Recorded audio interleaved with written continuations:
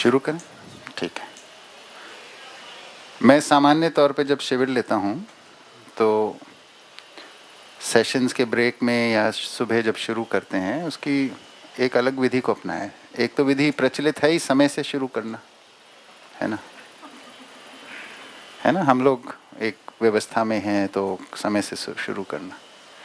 एक दूसरी विधि में प्रयोग कर रहा हूँ, आप लोग की स्वीकृति बने तो उसको भी ट्राई कर सकते हैं कि हम संबंध पूर्वक शुरू करें। यानी जितने भी लोग हों, है ना, जब सब उपस्थित हो जाएं तब शुरू करें, है ना। और मान लीजिए किसी को किसी काम से जाना है, वो सूचना दे जाए तो उसका इंतजार ना किया जाए। पर अगर कोई किसी सूचना नहीं है तो फिर उनका इंतजार किया जाए। ऐसा मैं अपने शिविरों में तो करता हूँ और इसका मैंने बहुत अच्छा प्रभाव देखा है ना।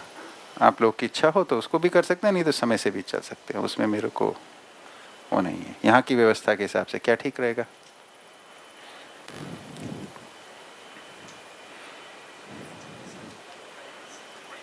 देखिए, पहले वाले में तो घड़ी की जिम्मेदारी है, दूसरे में आपकी जिम्मेदारी है।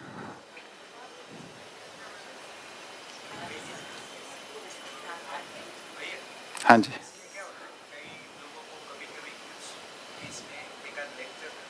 हाँ, तो सूचना दे दें, सूचना दे के जाए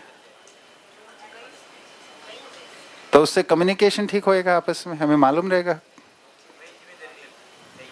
जिम्मेदारी हो गई अपनी। अभी तैयारी है तो अभी कर सकते हैं, नहीं तो मतलब कभी बाद में भी कर सकते हैं, ऐसा कोई आग्रह नहीं है मेरा, है ना। सोच लीजिएगा, बाद में निर्णय ले लेंगे इस पे, ठीक है। अभी समय से चलते हैं आज के लिए, ठीक है, ठीक है। दूसरा मैंने एक प्रयोग किया शिविरों में मोबाइल फ़ोन को लेके। तो मेरा तो यही, पहले दिन ऐसा बोल देते हैं कि आपके पास मोबाइल फ़ोन है तो ये एक आवश्यक वस्तु है, इसलिए आपने अपने पास रखा है ना। और उस पर कोई ज़रूरी बात करनी होती है इसलिए आप बात करते हैं। तो आपका अगर कॉल आता है तो आप ज़रूर सभा में ही बात करिए और हम आपका सहयोग करेंगे। हम वेट करेंगे जब तक आपकी बात पूरी नहीं हो जाती। हमेशा यही क्यों अपेक्षा रहे कि वो हम सभा का सहयोग करे? सभा नहीं सहयोग कर सकती क्या? संबंध तो दोनों तरफा होता है ना।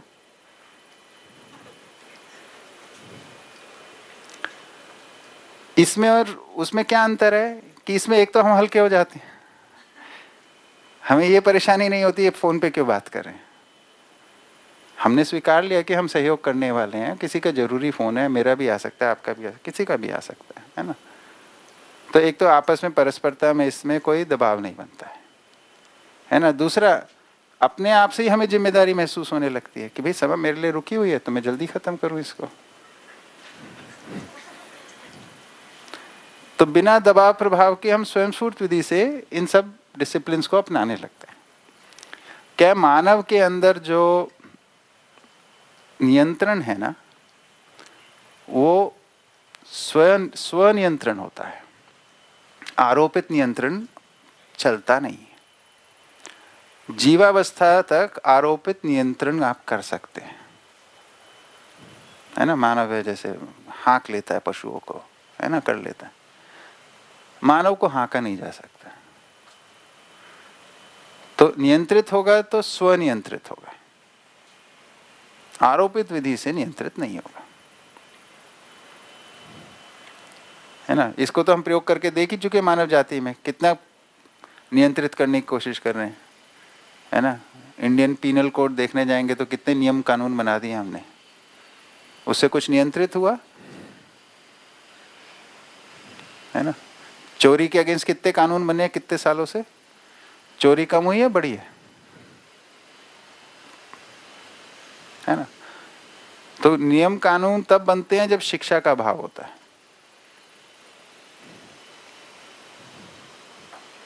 जब शिक्षित होते हैं तो अनुशासित रहते ही हैं।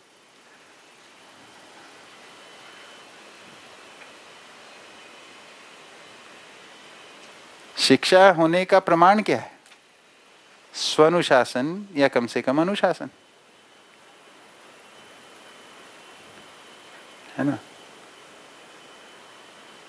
न तो शिक्षित भी हो और स्वनुशासित ना हो। ये ऐसा नहीं होता है। अगर शिक्षित हैं तो स्वनुशासित हैं, ऐसा समझ में आता है। ठीक है ना, बढ़ते हैं आगे। तो हमारी चर्चा अध्ययन के ऊपर चल रही थी, है ना। अध्ययन पे हमने जो बात की थी उसमें पहली परिभाषा को देखा हमने, अधिष्ठान की साक्षी में और अनुभव की रोशनी में स्मरण पूर्वक की गई क्रिया प्रक्रिया को देखा। फिर हम दूसरी परिभाषा को देख रहे थे, उसमें हमारा क्या निष्कर्ष निकला कि अध्ययन जो है वो अनुभव के रूप के लिए है। जो एक शिक्षक में जो अनुभव की रोशनी है वो विद्यार्थी में भी उतने अनुभव की रोशनी आ जाए, उसका स्वत्व बन जाए, उसके अधिकार में आ जाए, वो अनुभव संपन्न हो जाए, है ना। ये अध्ययन है। अध्ययन का लक्ष्य इससे स्पष्ट होता है, कहाँ तक पहुँचना अध्ययन, है ना। फिर हमने दूसरी परिभाषा को देखा तो उसमें पता चला शब्द से अर्थ, अर्थ से वस्तु तक जाना। ये प्रक्रिया के बारे में बात है अध्ययन की, है ना। तो शब्द के रूप में हमने देखा कि शब्द तो ध्वनि या आकृति है अगर उसके साथ अर्थ नहीं जुड़ा है ना। अर्थ जो जुड़ता है वो हमारी कल्पनाशीलता में होता है। कल्पनाशीलता में अवधारणाएं होती हैं। अवधारणा जो होती है उसके आधार पे अर्थ को हम पकड़ते हैं, है ना। किसी भी अर्थ को पकड़ने के लिए जो फंडामेंटल कॉन्टेक्स्ट है वो अवधारणा है, ठीक है। और अगर अवधारणा अस्तित्व सहज नहीं है तो हमारी अपनी मनगढ़ंत अवधारणाओं से हम चीज़ों को पहचानने की कोशिश करते हैं जिसमें सफल नहीं हो पाते। यही हमारे आचरण के अंदर फिर समस्या के रूप में दिखने लगता है, ठीक है। तो अर्थ जो है उसको मैच करना है अस्तित्व सहज सच्चाइयों से, अस्तित्व सहज वस्तु से, है ना। तो अस्तित्व सहज वस्तुएं अस्तित्व में है, तो शब्द भाषा में है, अर्थ कल्पनाओं में है और वस्तु अस्तित्व में है, ठीक है। तो वस्तु को पहचानना ही अर्थ पकड़ना है। कौन सी वस्तु? अस्तित्व सहज वस्तु को पहचानना ही अर्थ पकड़ना है। अर्थ पकड़ना ही भाषा का उद्देश्य है। तो भाषा से अर्थ, अर्थ से वस्तु अगर होता है तो प्रक्रिया, अध्ययन प्रक्रिया संपन्न हुई। और ये नहीं हो पा रहा है तो अध्ययन प्रक्रिया संपन्न नहीं हुई, ठीक है। तो हमें सच्चाइयों को पहचानना है। अब अस्तित्व में सच्चाइयाँ के दो स्वरूप हैं, एक रूपात्मक स्वरूप है और एक अरूपात्मक स्वरूप है, ठीक है। और दोनों का सह अस्तित्व है। रूपात्मक को हम शरीर के माध्यम से पहचानते हैं, है ना। जैसे भोजन, भोजन को शरीर के माध्यम से पहचानते हैं ना। कभी खुशबू आ जाती है, कभी नज़र में आ जाता है, कभी उसकी आवाज़ आ जाती है ना। कोई कुछ तल रहा है तो आवाज़ आ ही जाती है उसकी, है ना। तो शरीर के माध्यम से पहचानते हैं रूपात्मक अस्तित्व को। अरूपात्मक की पहचान सीधा जीवन में होती है। पहचानने की जो क्रिया है वो जीवन में ही है। पहचानने के लिए एक विधि है शरीर के माध्यम से पहचानना और एक है सीधा समझ के पहचानना, जीवन में पहचान होती है ना। एक को बोला इंद्रिय गोचर विधि, एक को बोला ज्ञान गोचर विधि। जब हम शरीर के माध्यम से पहचान रहे हैं तब वो इंद्रिय गोचर है, और जब हम समझ के आधार पर पहचान रहे हैं सीधा, उसको बोल रहे हैं ज्ञान गोचर विधि। इसको उदाहरण से बड़े आराम से पकड़ सकते हैं। जैसे भोजन है, भोजन को हम इंद्रिय गोचर विधि से पहचानते हैं ना, बढ़िया। भोजन का प्रयोजन क्या है? शरीर का पोषण, बहुत बढ़िया, है ना। पोषण को शरीर के माध्यम से पहचाना जा सकता है। पोषण का कोई रूप होता है? चित्रण करके देखिए। पोषण होता है कि नहीं होता है? पोषण तो होता है पर उसका कोई चित्र नहीं बनता, यानी उसका कोई रूप नहीं है। तो भोजन जो है उसकी डिफाइनिंग क्वालिटी, किसको हम भोजन कह रहे हैं, उसकी डेफिनेशन क्या है, परिभाषा क्या है भोजन की? जिससे शरीर का पोषण होता है। तो पोषण से भोजन की डेफिनेशन है ना। तो पोषण इंपॉर्टेंट बात हो गई ना भोजन के साथ जुड़ी हुई। अगर पोषण नहीं दे रहा तो वो भोजन नहीं है। आप मुंह में कुछ डालते हैं वो पोषण देगा तो वो वस्तु भोजन कहलाएगी। आप मुंह में कुछ डालते हैं वो पोषण नहीं दे रहा तो वो भोजन नहीं कहलाएगी। जैसे पेन मुंह में डाल लिया, ये भोजन नहीं है ना। तो भोजन की परिभाषा ही पोषण से है। तो प्रयोजन से परिभाषा पकड़ में आती है। भोजन की जो सार्थकता है वो प्रयोजन से पकड़ में आती है। प्रयोजन जो होता है वो अरूपात्मक होता है, सीधा समझ में ही आता है। एक मानव से दूसरा मानव समझता है। तो आपकी माताजी, पिताजी, शिक्षक कोई आपको पोषण के बारे में बताते हैं, जो आपने समझा उसके हिसाब से आप भोजन पर चुनते हो आप, है ना। जैसे शरीर शरीर का क्या प्रयोजन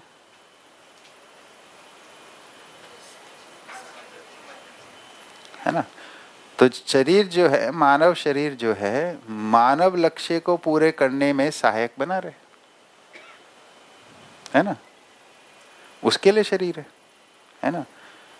तो अब मानव तो दिखता है, मानव लक्ष्य ये इंद्रियों से पहचान में आएगा या समझ से पहचान में आएगा? समझ से पहचान। तो प्रयोजन जो है इंद्रिय गोचर विधि से पकड़ में नहीं आता है, ज्ञान गोचर विधि से, यानी सीधा समझना पड़ता है ना। और रूपात्मक और अरूपात्मक का सह अस्तित्व है। पोषण और भोजन का सह अस्तित्व है। मानव शरीर का मानव लक्ष्य के साथ सह अस्तित्व है। इससे ये सार्थकता हमें स्पष्ट होती है, इससे अर्थ हमारे को स्पष्ट होता है ना। तो ये जो अर्थ पकड़ने की जो चीज है, हमारे को रूपात्मक अरूपात्मक के सहअस्तित्व में पकड़ना है। भौतिकवाद केवल रूपात्मक की तरफ चला गया, अरूपात्मक को छोड़ गया। आदर्शवाद केवल अरूपात्मक के पीछे चल दिया, इसको नकार दिया। ठीक है ना। तो भौतिकवादी शिक्षा के अंदर प्रयोजन की कोई जगह नहीं है, क्योंकि प्रयोजन अरूपात्मक है। केवल रूपात्मक की जगह है। क्रिया का कारण क्या है, उसका प्रभाव क्या है, कॉज एंड इफेक्ट को देखते रहते हैं। कौन सा कॉज कब इफेक्टिव करना है इसकी समझ ही नहीं बनती, क्योंकि प्रयोजन ही नहीं है ना। आदर्शवाद में प्रयोजन रहा, पर क्योंकि रूपात्मक को नकार दिया है ना, तो वो लॉजिकल नहीं हो पाया, कॉज एंड इफेक्ट को नहीं देखता। एक मिनट। तो मानव की समझने के लिए जो आवश्यकता है वो प्रयोजन पूर्ण तर्क की है, लॉजिक की है, पर्पसफुल लॉजिक। केवल पर्पस हो, लॉजिक ना हो, ये पूरा नहीं पड़ता है। केवल लॉजिक हो और पर्पस ना हो, ये भी पूरा नहीं पड़ता, है ना। क्योंकि एक प्रश्न था, समझने के रास्ते पे आगे बढ़ेंगे कैसे। तो प्रयोजन के अर्थ में तर्क को पहचानना, ये विधि है, यही अध्ययन है। तो अध्ययन में प्रयोजन के साथ तर्कों को देखते हैं, जब उससे हम वस्तु में पहुंचते हैं। ये अध्ययन की बात है। हाँ भैया, कुछ बोल रहे थे।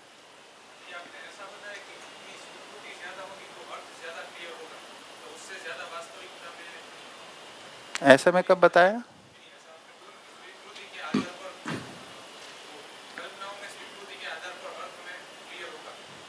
हाँ, मैं दोबारा बोलता हूँ, उसको ध्यान से सुनिए, है ना। तो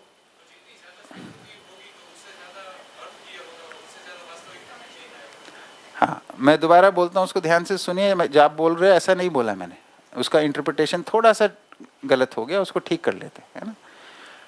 तो मैं ये बोल रहा हूँ कि हमारी कल्पनाशीलता में जो अर्थ है वो हमारी आधारभूत स्वीकृतियों के कॉन्टेक्स्ट में हमें स्पष्ट होता है। ये जो आधारभूत स्वीकृतियां, इसको हम बोल रहे हैं अवधारणा। अवधारणा के रेफरेंस में हम अर्थ को पहचानते हैं। अभी हमारी अवधारणाएं अस्तित्व सहज नहीं है, इसलिए हमारा अर्थ जो हम लेते हैं वो गलत हो जाता है या अधूरा हो जाता है ना, वो अस्तित्व सहज नहीं हो पाता है। ठीक है, इसके विकल्प में क्या प्रस्ताव है इधर कि अपनी अवधारणाओं को जब हम अस्तित्व सहज अवधारणा के रूप में स्थापित करते हैं, है ना, उसका नाम ही हम समझना कह रहे हैं। ठीक है, इसमें ज्यादा कम का कोई चक्कर नहीं है, जितनी अवधारणा की जरूरत है उतनी स्थापित होनी है, वो सबके लिए बराबर है, इसलिए समझ में हम सब बराबर हैं, कम ज्यादा का चक्कर नहीं है। ठीक है ना, ये बात। हाँ भैया, आपने जैसे बताया कि हर रूपात्मक चीज है उसका कुछ प्रयोजन है, वो अरूपात्मक मीन्स के भोजन हाँ, का पोषण। हाँ, तो कुछ चीजें ऐसी भी हैं जैसे अरूपात्मक हैं और वो वस्तु के रूप में शायद फिजिकल फॉर्म में ना दिखाई दे, जैसे विश्वास है, हाँ, तो वो उसका प्रयोजन या उसका अरूपात्मक है और उसको हमें समझना है। तो जैसे फिजिकल चीज़ें तो दिखती हैं इसलिए समझ में आती हैं और वो ज्ञान गोचर से दिखाई दे, तो उसका भी कुछ रूपात्मक चीज़ें हैं या विश्वास है लेकिन उसका कुछ रूपात्मक चीज? बिल्कुल है ना भैया। विश्वास किस में होता है? विश्वास को प्रकट कौन करता है? मानव। मानव ना हो और विश्वास हो, ऐसा होता है?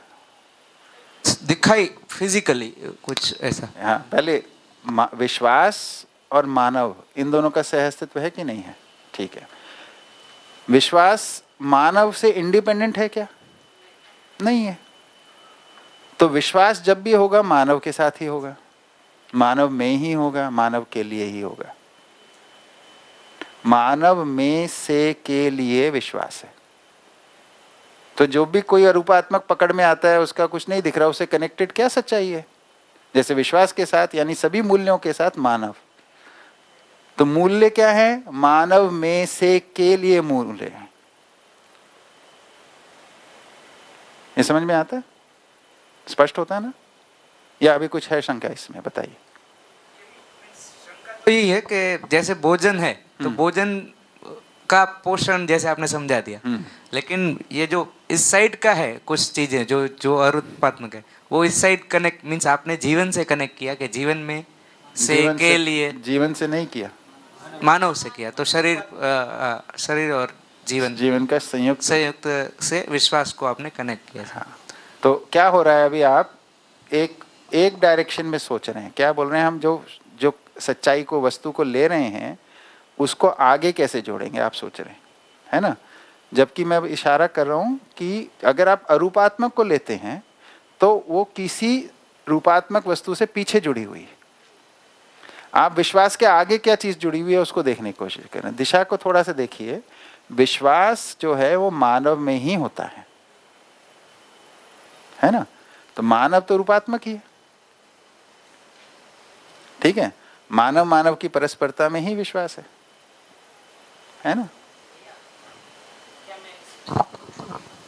थोड़ा ऐसा ऐड कर सकता हूँ कि भाई जो विश्वास का हम शिष्ट मूल्य देखते हैं कि सौजन्यता, तो वो सहकारिता के रूप में, सहभागिता के रूप में, तो वो भी वहाँ पे जो आपने बोला कि मानव के साथ ही वो पकड़ में आता है, तब वो तो हाँ, तो विश्वास का प्रकटन सौजन्यता के रूप में ही है ना? विश्वास की अभिव्यक्ति जो है वो सौजन्यता के रूप में है। सौजन्यता का मतलब पूरकता का निर्वाह, है ना? तो पूरकता कहाँ पे होती है? मानव मानव में ही होगी, है ना? मानव मानव की पूरकता को ही सौजन्यता कह रहे हैं, है ना? ठीक। भैया, मेरा भी सवाल जो विजय भैया बोल रहे हैं ऐसा ही है। जैसे अवधारणा आपने बोला कि वो अस्तित्वगत जो सच्चाई है उससे जुड़ेगी तो वो सही अवधारणा होगी जी। तो ये जो अस्तित्वगत सच्चाई जो है वो तो या हमें इस सूचना से ही पता चलेगी जी। या फिर जितनी भी हमारी पात्रता है उसके हिसाब से ही हम लगाएंगे जी।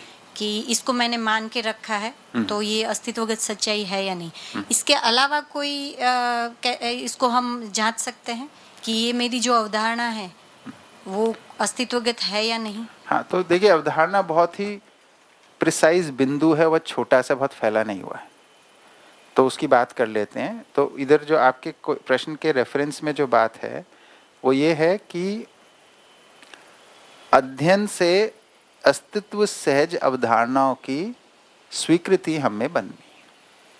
अध्ययन का प्रयोजन क्या है? अध्ययन एक प्रक्रिया है, इसका एक प्रयोजन है। क्या प्रयोजन है? अस्तित्व सहज अवधारणाओं की स्वीकृति होना। ठीक है, सहमति नहीं, स्वीकृति। सहमति और स्वीकृति का अंतर समझते हैं आप लोग? सबको स्पष्ट है? किसी को नहीं हो तो बताइए, कर देंगे। ठीक है, सबको स्पष्ट है ना?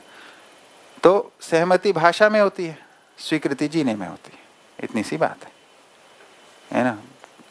तो जैसे भोजन का प्रयोजन पोषण है, इससे सब सहमत है। अब भोजन करने बैठते हैं, कितने लोग को ध्यान में रहता है? जितनों को ध्यान में रहता है वो स्वीकृत है, बाकी केवल सहमत है ना? तो एक मिनट, तो हमारे अंदर अस्तित्व सहज अवधारणाओं की स्वीकृति होनी। तो अस्तित्व सहज अवधारणा ये कहाँ से आती है? ये क्या चीज़ है? कौन से बिंदु पे होनी है? इसको पहचानने की जरूरत है। ये बहुत बड़ा नहीं है, बहुत छोटी सी बात है ना? इसकी अभी मैं भी शुरू करता हूँ उसकी बात। आप कुछ पूछने जा रहे हैं भैया? सर, आपने बताया कि आदर्शवाद केवल अरूपात्मक की ओर गया इसलिए, और भौतिकवाद रूपात्मक की ओर गया इसलिए शायद इतना स्वीकार नहीं हो पाया उसका। बट आदर्शवाद में भी हमने देखा है कि ऐसे काफ़ी सारे महापुरुष हो चुके हैं जिन्होंने ज्ञान की प्राप्ति की है, या तो उसके काफ़ी नज़दीक पहुंच चुके हैं। ऐसा हमने देखा है और हमने सुना भी है काफ़ी। मैं भी ऐसे ही मानता हूँ। हाँ, यानी तो आदर्शवाद केवल अरूपात्मक की ओर गया। हाँ। तो उसका स्वीकार नहीं हो पाया समाज में काफ़ी हद तक, यानी सब ऐसा नहीं मानते कि संन्यास लेना चाहिए या वगैरह कुछ ऐसा। तो पर फिर भी लोगों ने ये करके दिखाया और ज्ञान की प्राप्ति की है। तो क्या वो रास्ता सही है, नहीं है, या फिर हम उसका आकलन ठीक तरीके से नहीं कर पा रहे कि भाई जो भी आदर्शवाद के रास्ते पे चले, हम जहाँ पे हैं वहाँ से हम उसका मूल्यांकन ऐसे कर रहे हैं अभी कि वो आदर्शवाद की ओर चले। हो सकता है कि आदर्शवाद सिर्फ ना हो और उनकी दृष्टि उससे भी काफ़ी हद तक ज़्यादा आगे बढ़ी हो तो सकता ही है, उसको तो कोई बोल नहीं सकते, है ना? अभी प्रत्यक्ष रूप में हमारे को क्या सूचना मिलती है?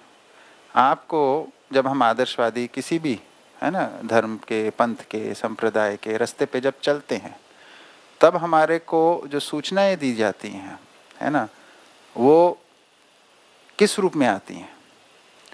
वो शिक्षा के रूप में आ पाती हैं, इस रूप में कि इसको ऐसे समझना है, ये समझने से ऐसा होता है, या इस रूप में आती हैं ऐसा करो, ऐसा मत करो, ऐसा जियो, ऐसा मत जियो, है ना? तो जो आदर्शवादी शिक्षा का स्वरूप जो है वो करो ना करो की डोमेन में अधिकतम है। महापुरुष जो बोल रहे हैं उसको हम शिक्षा में जिस स्वरूप में ला रहे हैं उसमें बहुत अंतर है ना? महापुरुषों को तो हम क्वालिफाई नहीं कर रहे यहाँ पे। हम यहाँ क्या बात कर रहे हैं? सामान्य व्यक्ति तक क्या पहुँचता है? शिक्षा पहुँचती है। शिक्षा के अंदर ये नहीं है।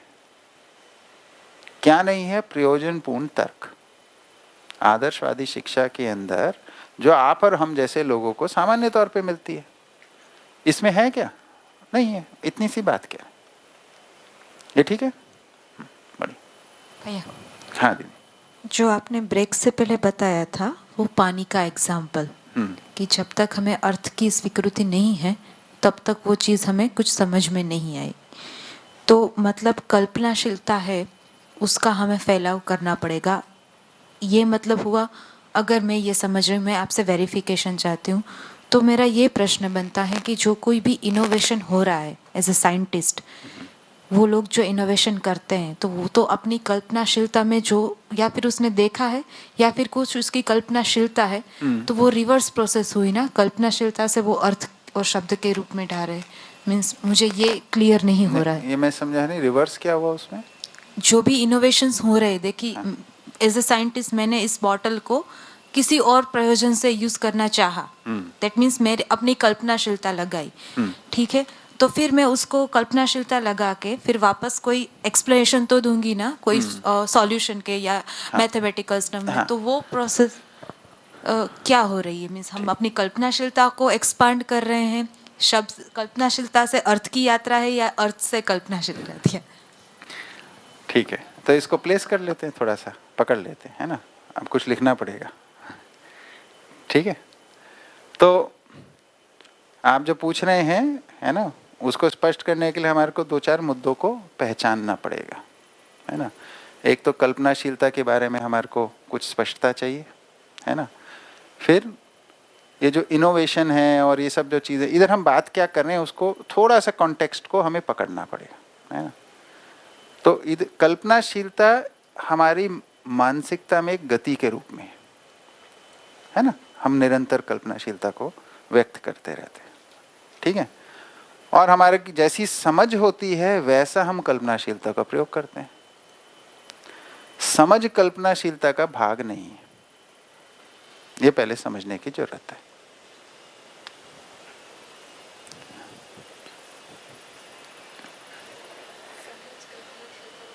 नहीं है।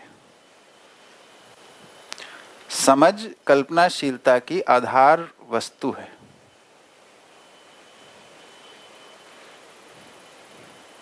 इसलिए ये मैंने सही किया गलत किया, है ना, जैसे आप लोग प्रश्न पूछ ही रहे हैं अभी कभी, है ना, कि सही क्या है गलत क्या है, इसका मूल्यांकन कैसे करते हैं? किसी आधार पे करते हैं ना। जो आधार है उसका नाम समझ है। जो किया है वो तो उसका, हमने जो आधार के आधार पे अपनी कल्पनाशीलता को चलाया, अपनी क्रिएटिविटी को चलाया, उसका फैलाव है वो, है ना। तो हम मानसिकता में कल्पनाशीलता एक भाग है, समझ दूसरा भाग है। जी जी। भ्रमित अवस्था में आशा विचार इच्छा की अस्पष्ट गति, इसको नाम है कल्पनाशीलता, है ना। तो अस्पष्ट गति क्यों है? भ्रमित अवस्था है। भ्रमित अवस्था क्यों है? समझ पूरी नहीं है। ये डिफरेंस पकड़ने की जरूरत है कि जैसे मान लीजिए, यहीं पे लिखते हैं, मान लीजिए कोई मानव है ना। अब उसकी, है ना, ये उसका सोच विचार यानी उसकी कल्पनाशीलता,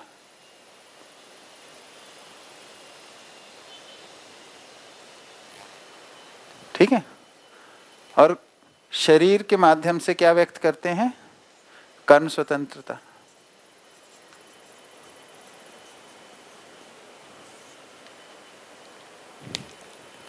ठीक है। जो हम जीते हैं शरीर के माध्यम से ही जीते हैं। तो ये मानव की 2 ताकत हैं, कल्पनाशीलता और कर्म स्वतंत्रता। ये हमारी मानसिकता में होती है। मानसिकता में हम निर्णय लेते हैं क्या करेंगे, और उस निर्णय को फिर हम इम्प्लीमेंट करते हैं या उसको जीते हैं। जीना हमारी कर्म स्वतंत्रता है। जैसे आप लोग सब इधर बैठे हैं, है ना, तो आप लोग की कर्म स्वतंत्रता का प्रयोग करके तो बैठ आए हैं इधर। इधर बैठ के सुनना है नहीं सुनना है, आपकी कर्म स्वतंत्रता का ही तो प्रयोग है ना। इसमें आपकी कल्पनाशीलता में क्या रहा कि शिविर में जाएंगे अध्ययन में, तो कुछ जो भी अपेक्षा, मैंने तभी आपसे अपेक्षा जाननी चाहिए कि आपकी क्या अपेक्षा है इसमें, तो ये मिलेगा आपको, ऐसा सोच के आप आए हैं। जो जो आपकी अपेक्षाएं हैं ये सब यहाँ पर हैं कल्पनाशीलता में। समझ इसके भी मूल में कोई चीज है, इसी को मैं बोल रहा हूं अवधारणा।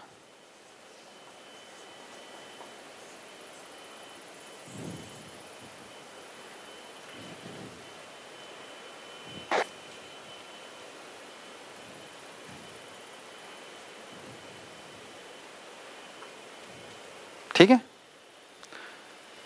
समझदारी यानी अवधारणा से प्रयोजन की स्पष्टता बनती है।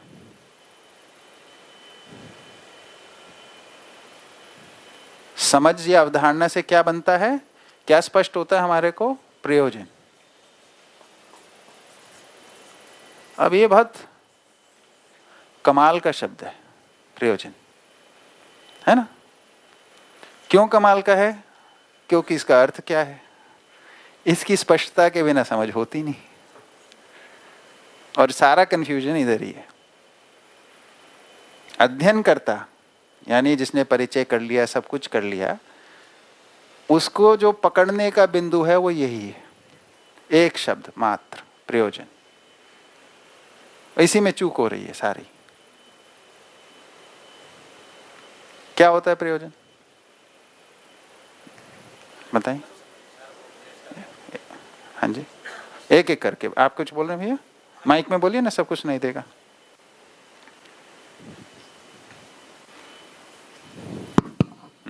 अखंड समाज सार्वभौम व्यवस्था के अर्थ में जो हमारा तन मन धन है उसको लगाना हो प्रयोजन। अच्छा, ठीक है। तो इसमें सोचने का मुद्दा यह कि भोजन का प्रयोजन हमने बोला पोषण था, तो ये कैसे कनेक्ट होगा? वो तन मन धन है, वो भोजन का प्रयोजन है, पोषण है। लेकिन ये पोषण है, वो जो शरीर है, शरीर के माध्यम से ही हम जो भी हमारा प्रयोजन है, वो शरीर साधन है। हमारा जो प्रयोजन है उसका पूर्वक करने के लिए इसको इस्तेमाल करते हैं। हाँ। इसलिए जब हम भोजन करते हैं तब भी वो प्रयोजन ध्यान में रहता है। हाँ। कि ये जो शरीर के पोषण के लिए है और वो साधन है, वो प्रयोजन में उपयोगी है, इसलिए ये प्रयोजन सही है। बढ़िया, बहुत अच्छा। आप क्या कहते हैं? लक्ष्य के अर्थ में, लेकिन वो लक्ष्य कौन सा, उससे भी बड़ी व्यवस्था के अर्थ में तब ये कनेक्ट होता है। जैसे कि भोजन से मेरा शरीर स्वस्थ रहे, लेकिन फिर शरीर स्वस्थ हो गया, लेकिन फिर वो शरीर का उपयोग किसके लिए? जब वो बड़े अर्थ में कहीं कनेक्ट होता है तब उसका वो प्रयोजन था। फिर वो प्रयोजन। बहुत बढ़िया। और दीदी आप कुछ बोलना चाहें?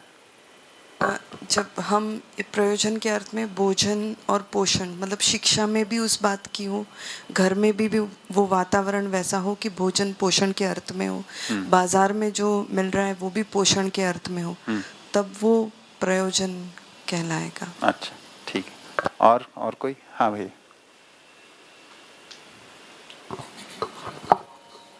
प्रयोजन हम तभी कह सकेंगे भैया जब मेरा जो भी कार्य व्यवहार है वो सार्वभौम व्यवस्था तक जुड़ता है। अगर वहाँ तक नहीं जुड़ेगा तो प्रयोजन नहीं होगा, वो उपयोग सदुपयोग तक सीमित रह जाएगा। बहुत बढ़िया। और कोई? हाँ भैया। उभय समृद्धि हो, शोषण न हो। भले वो पोषण के अर्थ में हो, लेकिन शोषण पूर्वक होगा तो नहीं चलेगा। बढ़िया, बहुत ही अच्छा। और कोई? हाँ, ठीक है, बढ़िया। बहुत अच्छे उत्तर आए सब लोग। हाँ हाँ, तो पूर्णता क्या होती है? बात तो एकदम सही है। पूर्णता क्या है? हाँ, आचरण पूर्णता, क्रिया पूर्णता। हाँ, है ना? ठीक है। 3 पूर्णता है, सब सुन ही चुके। गठन पूर्णता, क्रिया पूर्णता, आचरण पूर्णता, है ना? तो अब भोजन का प्रयोजन पोषण है, ये पूर्णता से कैसे कनेक्टेड है?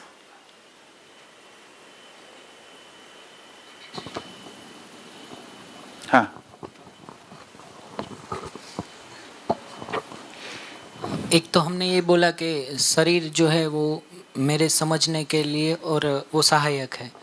तो मैं क्रिया पूर्णता, मतलब उससे मैं आचरण पूर्णता तक जा पाऊँ, तो उसके लिए भी शरीर को अगर मैं पोषण युक्त आहार दूंगा तो वो ज़्यादा से ज़्यादा मेरे समझने में वो सहायक हो पाएगा और मैं अपनी पूर्णता को प्रकट करने में भी वो कर पाऊंगा शायद। ठीक है, बढ़िया।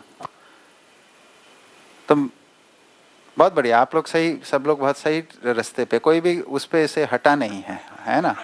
बहुत बढ़िया उत्तर आए हैं, है ना? मेरी अपेक्षा से अधिक आए, है ना? बहुत अच्छा।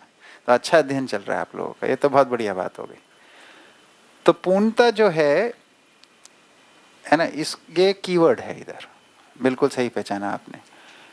तो पूर्णता तक पहुंचना ही पूर्णता अगर लक्ष्य है, इसी को प्रयोजन कहते हैं सामान्य भाषा में, हम यहाँ पे जो बोल रहे हैं।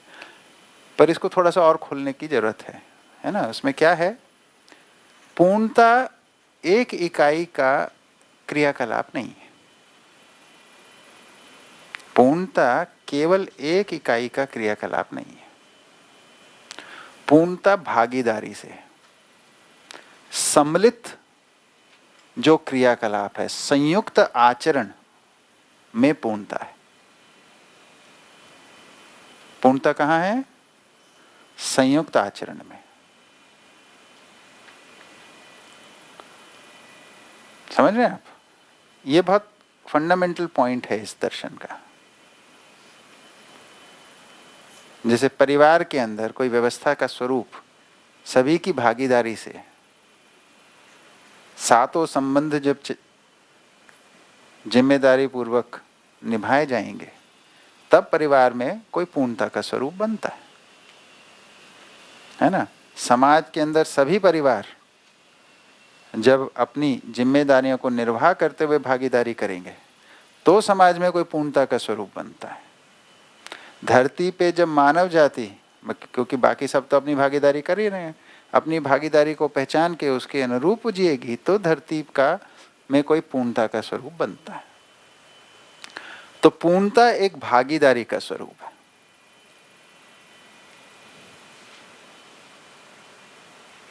ठीक है? तो ये केवल अकेले का नहीं है। अभी जब हम प्रयोजन सोचते हैं तो अंग्रेजी में उसका ट्रांसलेशन कर लेते हैं पर्पस। पर्पस एक का होता है, अकेले का। मेरा पर्पस, मेरा लक्ष्य, मेरा लगा देते हैं उससे पहले।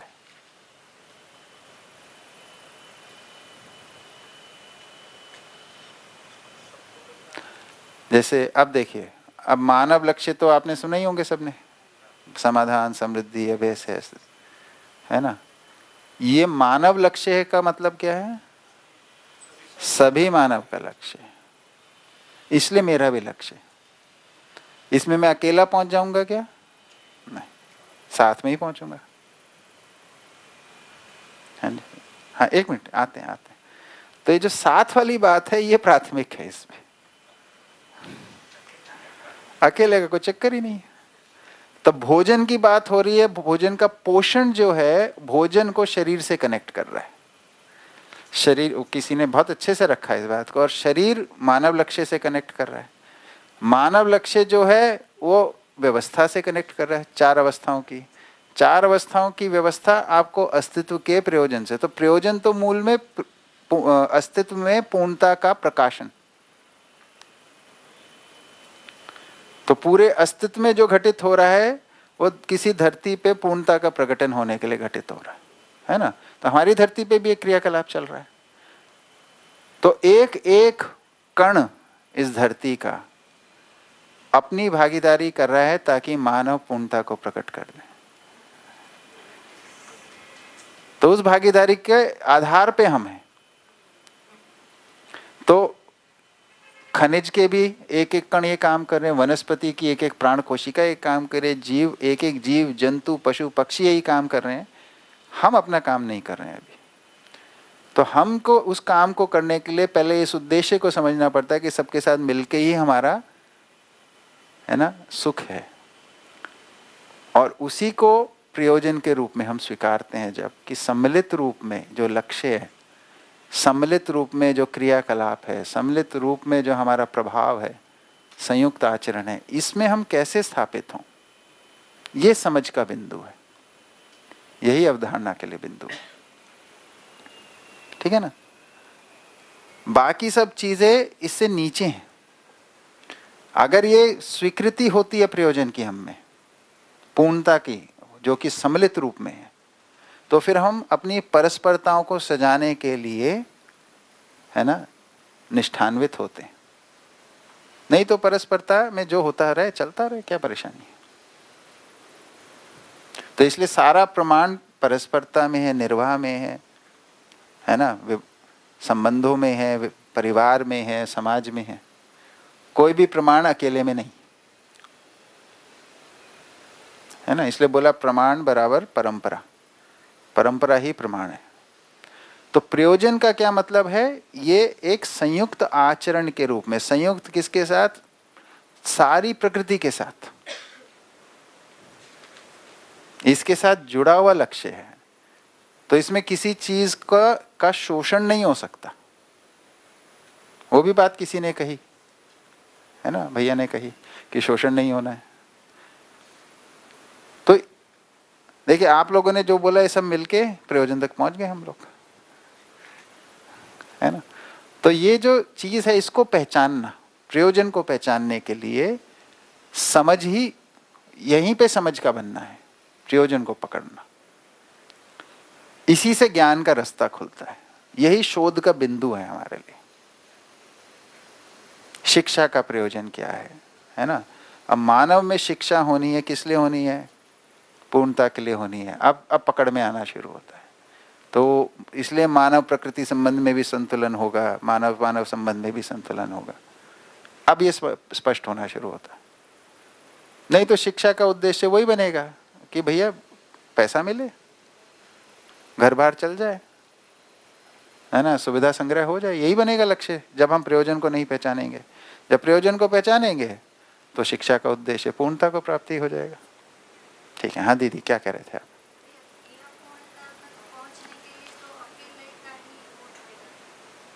हाँ दीदी, आप इस सभा में अकेले हो?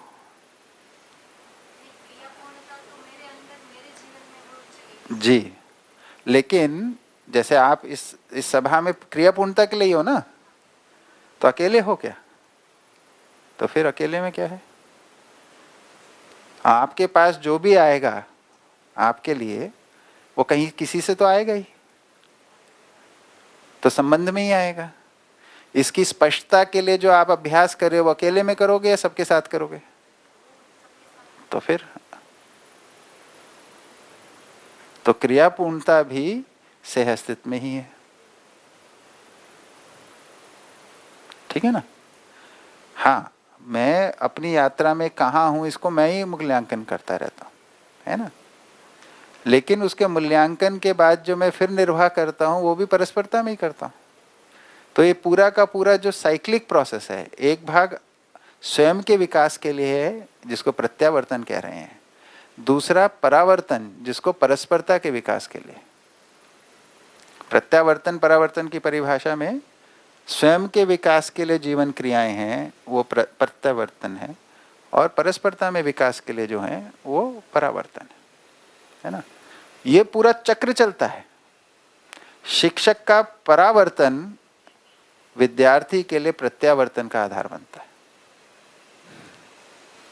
तो साइकिल कंप्लीट होने है सब जगह पे, चक्र पूरा होना है।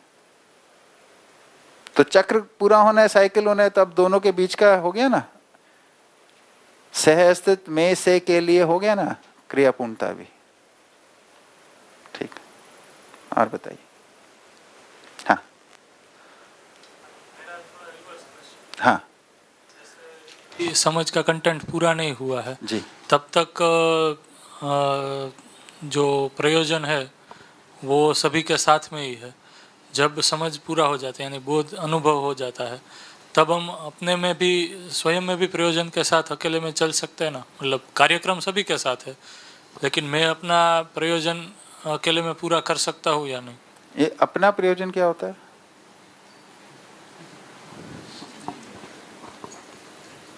नहीं, अपना नहीं होता।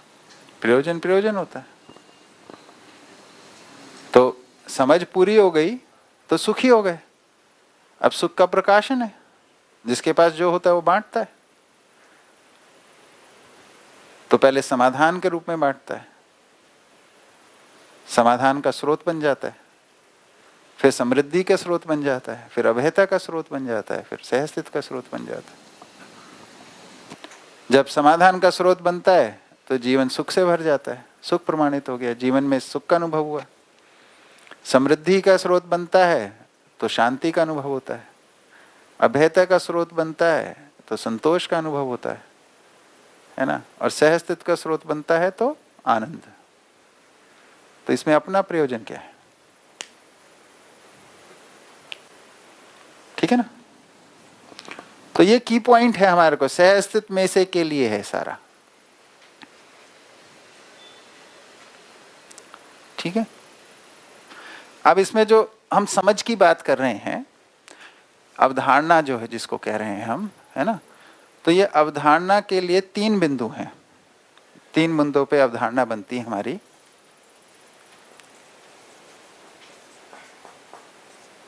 है ना। इसका प्लेसमेंट इस रूप में है कि हर मानव संतान एक आयु के बाद ना 3 स्वीकृतियों को सत्य मानने लगता है। उसमें 3 स्वीकृतियां हो जाती हैं। क्या स्वीकृतियां हो जाती हैं उसमें? एक तो हो जाती है उसमें मैं हूं।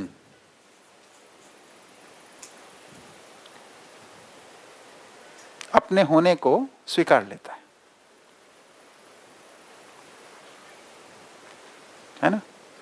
ये एक आयु के बाद क्यों कह रहे हैं हम? क्योंकि उसके अंदर जब उसका चैतन्य पक्ष अब खिलने लगा है, धीरे धीरे सक्रिय होने लगा है, तब उसके अंदर अपने होने के बारे में एक स्वीकृति बन जाती है, हाँ मैं हूं। उसके लिए उस वक्त वो शरीर ही है, पर ये स्वीकृति उसके चित्त में है, क्योंकि उसको जीवन ज्ञान नहीं है। उसको जीवन को ये मालूम ही नहीं है कि मैं अपने को शरीर मान रहा हूं, पर मान लो शरीर को ही मैं रहा है। तो अब वो कुछ भी मानता है पर अपने होने को मानता है। अभी उस पर आते हैं, उसमें देखिए आगे इसमें जब खोलेंगे इसको। दूसरा, मेरे अलावा भी तो बहुत कुछ है, और लोग भी हैं, पशु पक्षी भी, जीव जंतु भी, वनस्पति संसार भी, खनिज संसार भी, चांद तारे सितारे सब कुछ हैं। तो इस सबको मिला के एक नाम दे देता है, संसार है।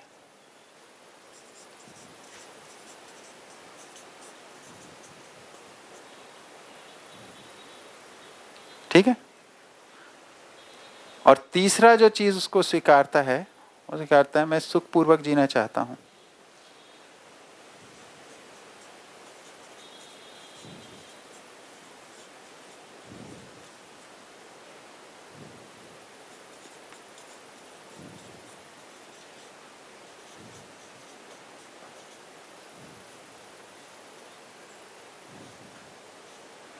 मेरी स्पेलिंग गलतियां बहुत होती हैं, है ना, तो आप लोग ठीक करा देना। ये 3 स्वीकृतियां उसमें हो जाती हैं एक आयु में। कौन सी आयु है? जब वो शिक्षा पाना चाहता है, जब उसके अंदर शिक्षा की आवश्यकता बनी, है ना। तो मैं हूं जैसे इसको स्वीकारते हो तो खट से प्रश्न खड़ा हो जाता है। क्या प्रश्न खड़ा हो जाता है? तो 3 मौलिक प्रश्न है। फिर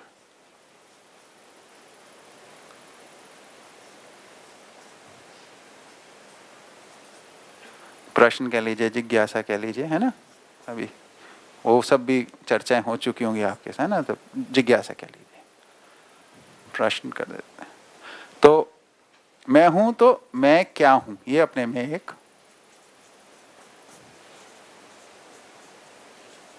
प्रश्न बनता है। अपने होने को तो स्वीकारता है, पर अपने बारे में स्पष्टता नहीं है, मैं क्या हूं। ठीक है। फिर दूसरा, संसार क्या है?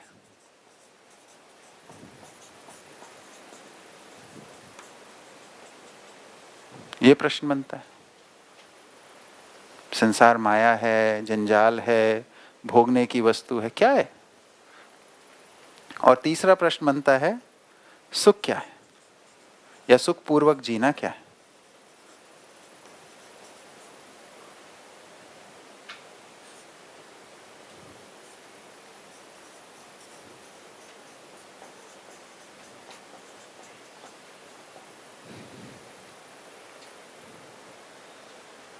है ना। ये 3 प्रश्न ही अवधारणा के बिंदु हैं।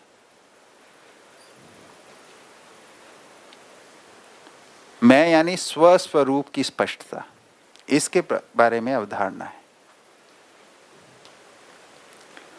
संसार के स्वरूप के बारे में अवधारणा, और सुखपूर्वक जीने के रूप में क्या अवधारणा।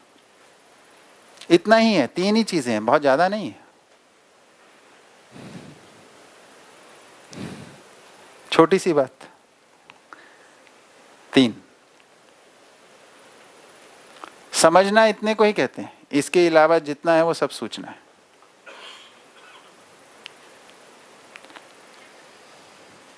समझने के कितने पॉइंट हैं? केवल 3। छोटी सी बात हो गई ना, ज्यादा तो नहीं है। बाकी सब सूचना है, इंफॉर्मेशन।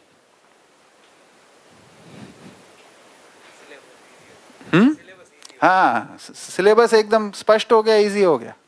समझने की वस्तु कितनी है।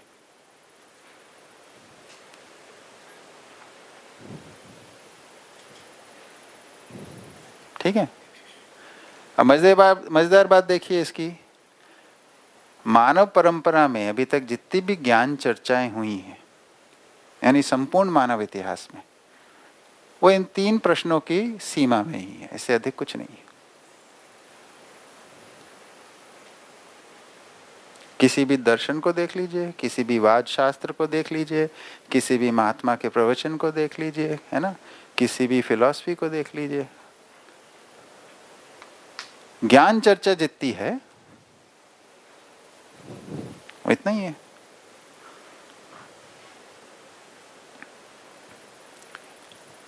थोड़ा सा ही है ना। और इन 3 के जो उत्तर हम स्वीकारते हैं, क्योंकि कुछ ना कुछ तो उत्तर रखना पड़ता है, इन प्रश्न को खाली केवल प्रश्न रूप में नहीं रख सकते, तो एक आयु के अंदर इसके कुछ उत्तर हम स्वीकार लेते हैं।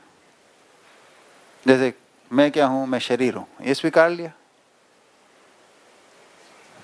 है ना। संसार क्या है, मान लिया कि भाई संसाधन है ना, या मोह है ना, जो भी अपने को लगता है। और सुखपूर्वक जीना क्या है ना, तो सुविधा संग्रह करते रहो, भोगते रहो, कुछ करते रहो, जो भी हमने स्वीकार लिया। तो ये खाली नहीं रहता, इसमें कुछ कुछ रहता ही है।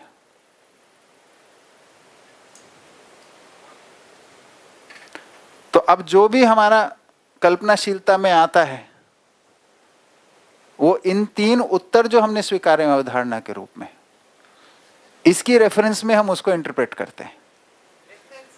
रेफरेंस ये रहता है। बिल्कुल बिल्कुल। तो समझने का भी और जीने का भी,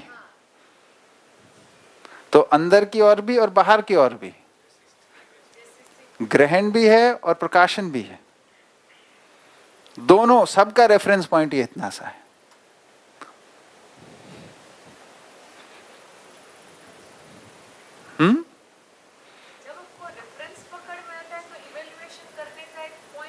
बिल्कुल बिल्कुल बिल्कुल।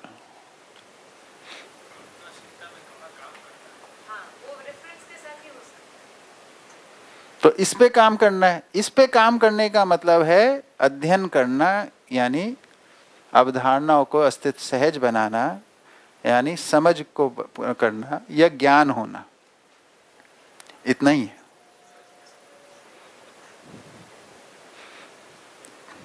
है ना। तो बहुत कंसाइज है अपना काम। तो पहले इस पे पहुंचना है हमें, इनके 3 के उत्तर मिलेंगे तो होगा। अब मजेदार बात देखिए, जीवन विद्या में मैं क्या कहूं का उत्तर कहां मिलता है? जीवन ज्ञान में।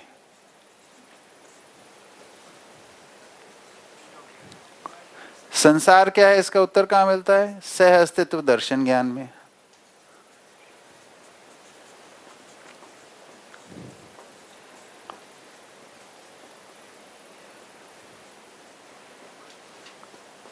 और सुखपूर्वक जीना क्या है, इसका उत्तर मानवीयतापूर्ण आचरण ज्ञान में।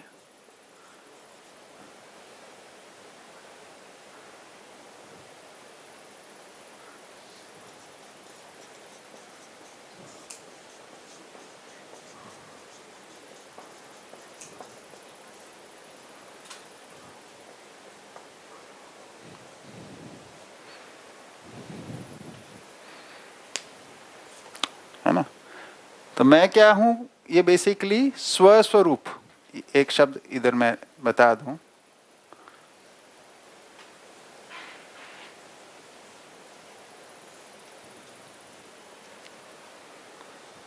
स्वस्वरूप की स्पष्टता।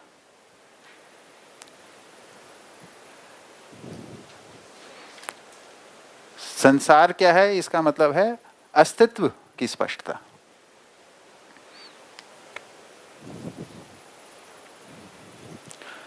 सुखपूर्वक जीना क्या है, मानवीयतापूर्ण आचरण की स्पष्टता, मानवीय आचरण की स्पष्टता।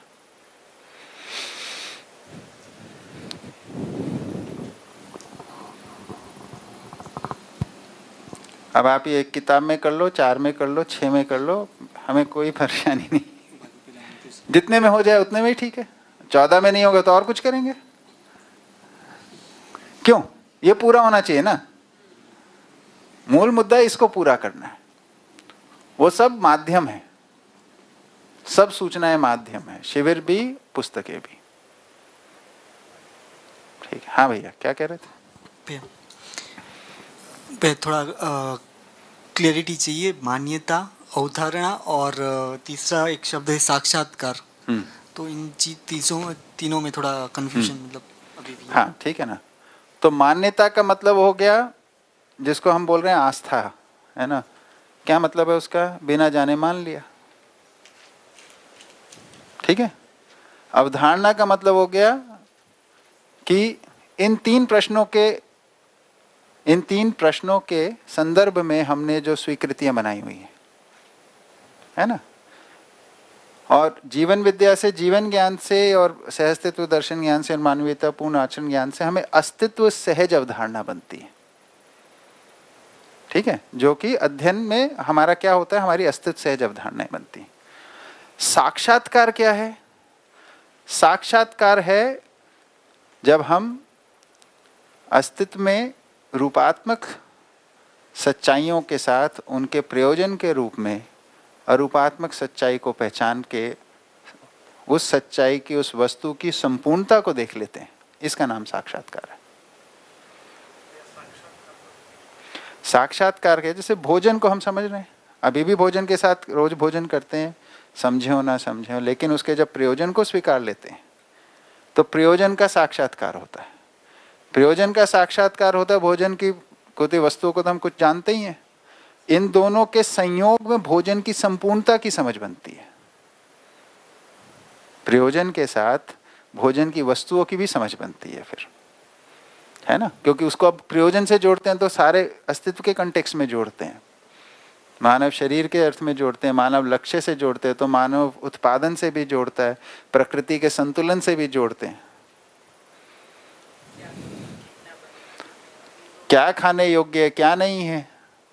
नहीं तो अभी मांसाहार के लिए भी तर्क हैं और मांसाहार ना करने के लिए भी तर्क हैं। कहाँ से हम तय कर पाए मानव जाति इसको। तो प्रयोजन यानी प्रयोजन साक्षात्कार होने से फिर उसका भोजन का प्रयोजन साक्षात्कार होता है, तो फिर हमारे को ये सब स्पष्ट होता है।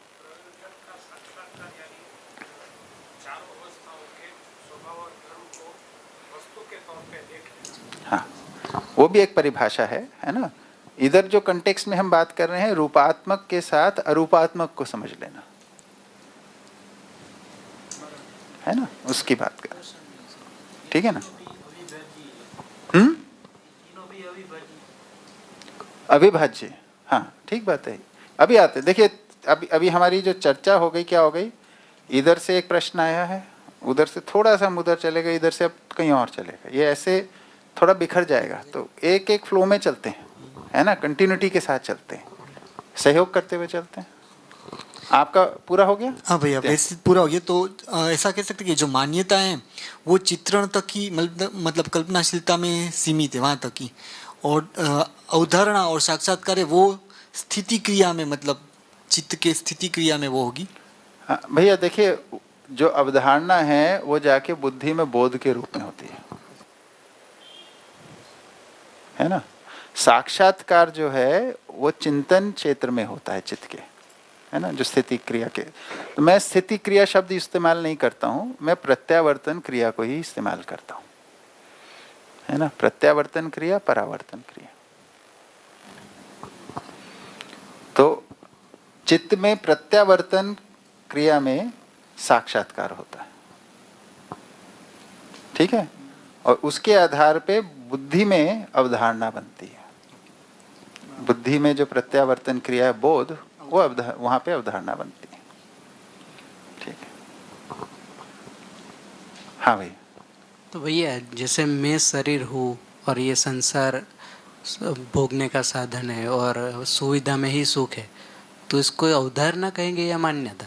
हाँ, तो जब तक बुद्ध अवधारणा को अगर हम पूरे तात्विक स्वरूप में जागृत मानव की रेफरेंस में देखते हैं तो ये मान्यता ही है, ठीक है।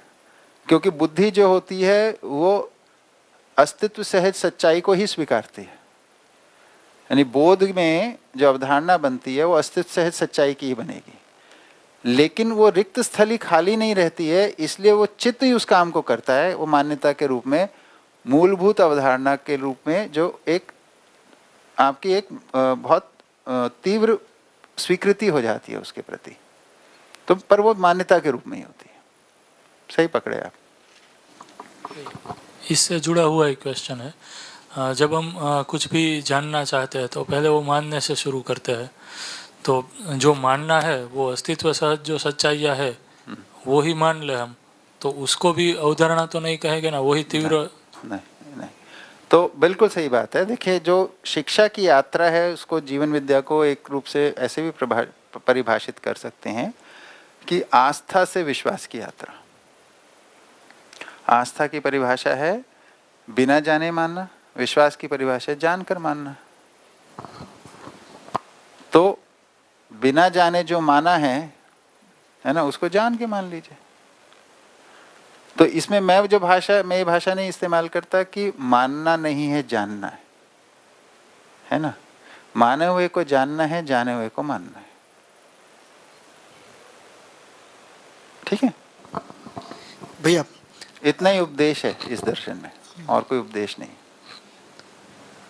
आपने जैसे बताया कि अवधारणा है वो बोधपूर्वक बुद्धि में है और साक्षात्कार है वो चित्त में है, मतलब अवधारणा साक्षात्कार से भी ऊपर है। हाँ। तो जब ये जो मान्यताएं होती हैं, जब तक अवधारणा नहीं होती तब साक्षात्कार को कैसे हम प्लेस करेंगे, मतलब किस चीज का?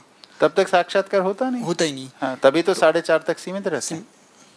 तो मतलब वहां से सीधा, मतलब चित्रण से सीधा अवधारणा ही नहीं, साक्षात्कार के माध्यम से ही जाएगा ना। तो प्रयोजन ही तो वो प्रश्न है जिससे साक्षात्कार खुलता है। तो उसके बाद फिर प्रयोजन क्लियर होने के बाद अवधारणा बनेगी। हाँ, तो प्रयोजन आपके लिए जब जिज्ञासा होगा तब आप में साक्षात्कार की क्रिया घटेगी। साक्षात्कार होगा तो साक्षात्कार की स्वीकृति बोध में अवधारणा के रूप में होती है, ठीक है।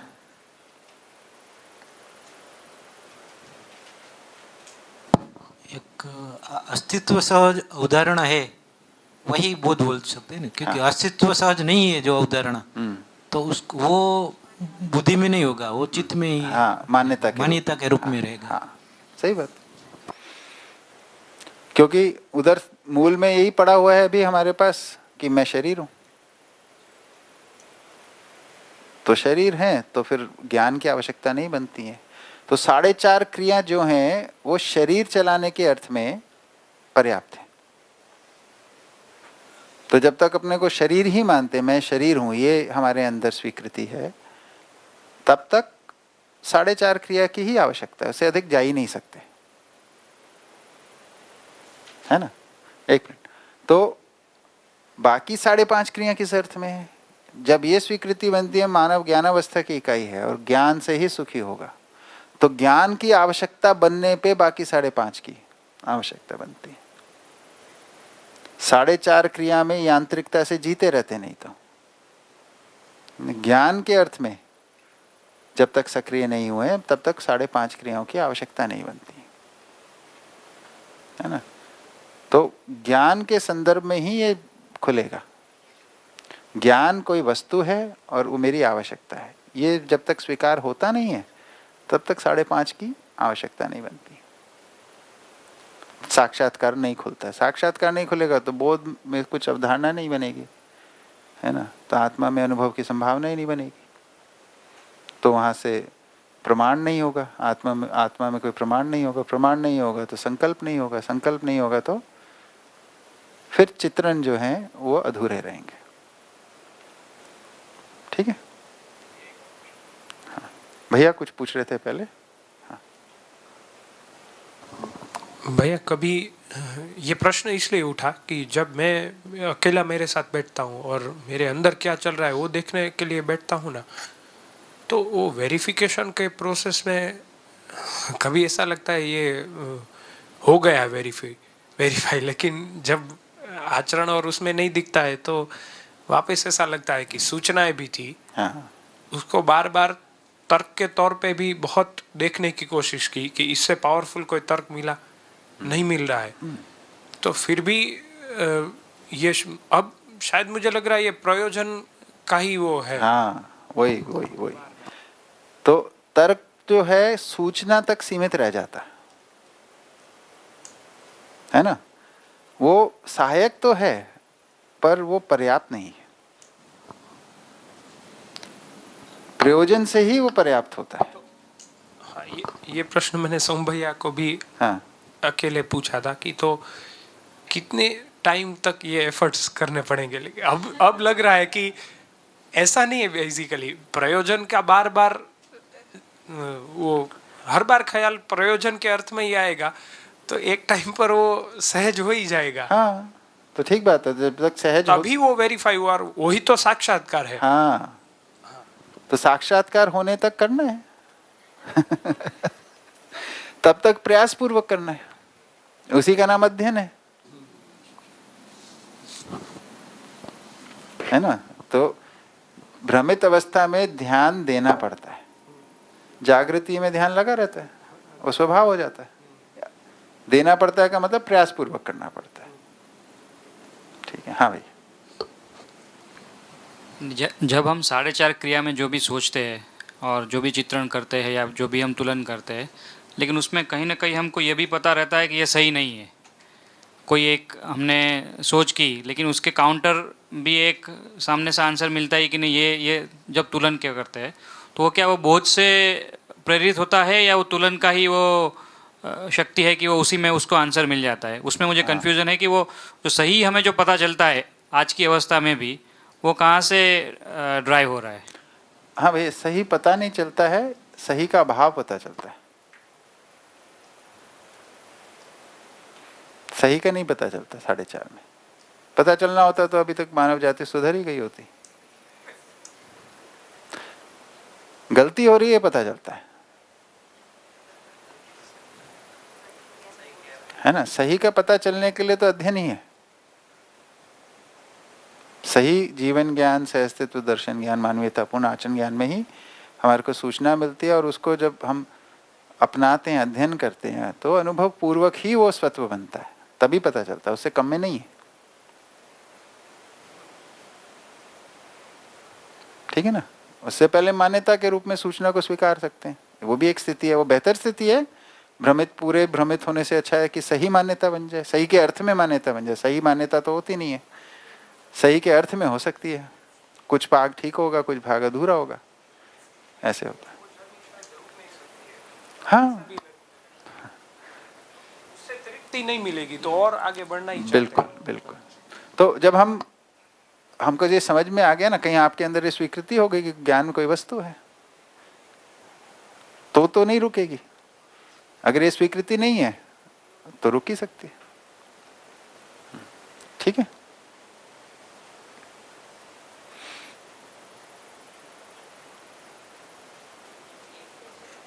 हाँ ठीक है, समय हो गया।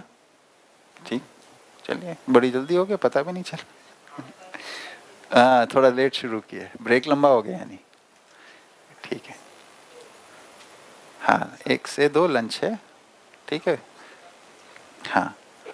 तो अभी तो हमारी जो चर्चा थी थोड़ी सी इसलिए की मैंने कि हम लोग का आपस में एक संबंध बन जाए, है ना। तो किस स्टाइल से हम चलेंगे ये भी पता चल जाए, है ना। तो अब हमने जिस जिम्मेदारी को लिया है, क्या जिम्मेदारी लिया हम लोगों ने कि हम एक पुस्तक को अध्ययन करने हैं, और उससे पहले कुछ प्रश्न हैं आप लोगों के। तो वो जो प्रश्न आपने भेजे व्यवहार दर्शन के अर्थ में, तो अगले सत्र में उसको कर लेते हैं, है ना। तो ऐसा प्रस्ताव था एक कि 2 से 3 आप लोग उसको पठन कर लीजिए। आप और भी कोई प्रश्न हो तो उसको भी जोड़ सकते हैं आप, है ना। क्या 2 से 3 या 3:30, क्या समय था वो? हाँ 2 से 3:30। तो आप लोग व्यवहार दर्शन को भी देख लीजिए। अभी जितनी बातें, हो सकता है कुछ प्रश्न गायब हो जाए, है ना, ऐसा भी हो सकता है नए जुड़ जाए। तो उसको इस 2-2.5 घंटे में आपको जो देखना है उसको देख लीजिए, और उसके 3:30 बजे फिर से सभा में बैठते हैं। ठीक है, बढ़िया, थैंक यू।